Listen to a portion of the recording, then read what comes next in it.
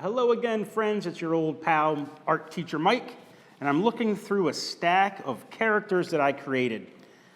This is like some kind of reptilian monster. Let's go through some of these really quickly, and I want you to try to guess how I came up with these shapes. There's a happy-looking cartoon character. Sort of a surprise-looking monster. As you can see, I tend to like to draw the monsters. There's a snake. Another happy little guy. There's a party guy. Looks like he's dancing. All right, I'm going to go through these kind of quick. Here's somebody with a belly full of food. There's some pizza, candy, cake, turkey in there, some carrots. There's a disco dancer, disco ball. There's a pretty princess. There's another one of my monsters there.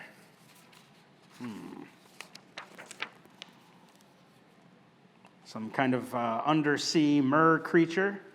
A little shark buddy and some fish. There's an angry-looking zombie. There's some wacky laughing character. Looks like a ninja. Oh, I revealed my secret. If you've already guessed, these were all designed based on letters and a number. I think there was an 8 in there. Okay, so what we're going to do is we're going to start with a letter. A big letter or a number, and we're going to think about that letter or number as a shape, and then we're going to turn that shape into a character. All right. So if you're a young artist, you might just be starting to get the hang of drawing your own letters and numbers, and this is good practice for that. And it helps to think of letters and numbers as shapes, and think of shapes as letters or numbers. So art and learning to write and literacy are all connected in that way. So my name is Mike, so I'm going to start with an M. I have a pencil here, I have some markers, some oil pastels for coloring, and a pair of scissors just in case we want to collage these later. And if you're not really good at drawing letters, it might be helpful to have a grown-up or somebody with a steady hand to help you get started, but that's fine. I'm going to draw a very light M.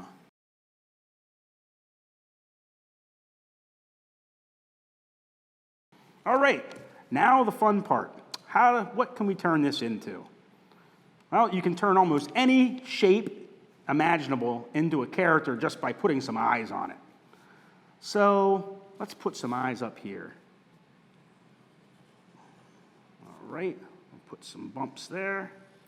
I'm going to start with pencil in case I make a little boo-boo. And then once I have it the way I like it, we'll go in with some marker or oil pastel and add color.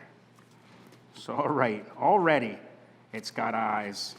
And we'll put some bumps down here for toes. These are where the feet are. We're only going to give it 4. It's not human. It doesn't have to follow the rules of having 5 toes. And we'll put some little hands and 4 fingers. I don't know if you've ever watched The Simpsons, but on The Simpsons, all the characters only have 4 fingers. So maybe that's a tribute to them. Okay, we'll put some lines there. And we're going to change this a little bit. I'm going to turn this into a nose.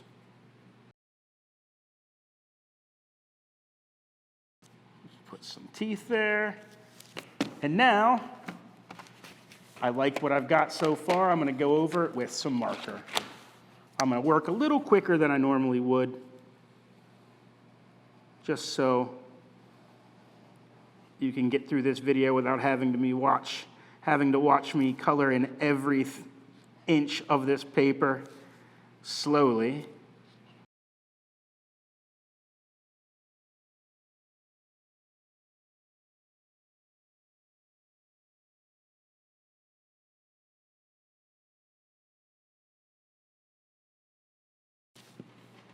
All right, so we have a bearded M character. Let's see if I got some colors in here that go with his beard. All right. These oil pastels are great to color with. They break easily, but that's okay. You can peel the paper off.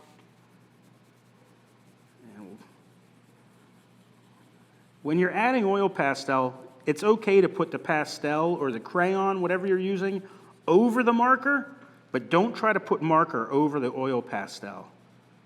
These have a grease, they're called oil pastels, so they have oil in them, and if you get it on your marker tip, it can mess up your marker. So remember, marker first, oil pastel second. And this is, look how fast these color. You can even blend them with your finger. Makes your fingers a little messy, but that's okay. If you get a little piece of paper towel, put it over your finger, it protects it, keeps it from getting dirty, but when I'm making artwork, I don't really think about being clean so much. I just like making the artwork, and sometimes it's fun to get your fingers a little dirty.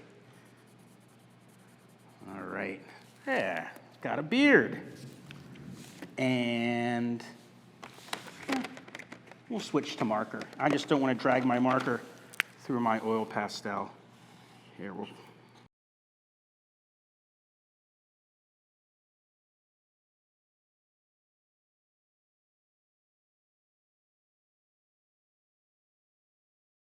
you could draw a background. Maybe this character's outside somewhere. Maybe he's inside. You can also put some hairs up there. There we go.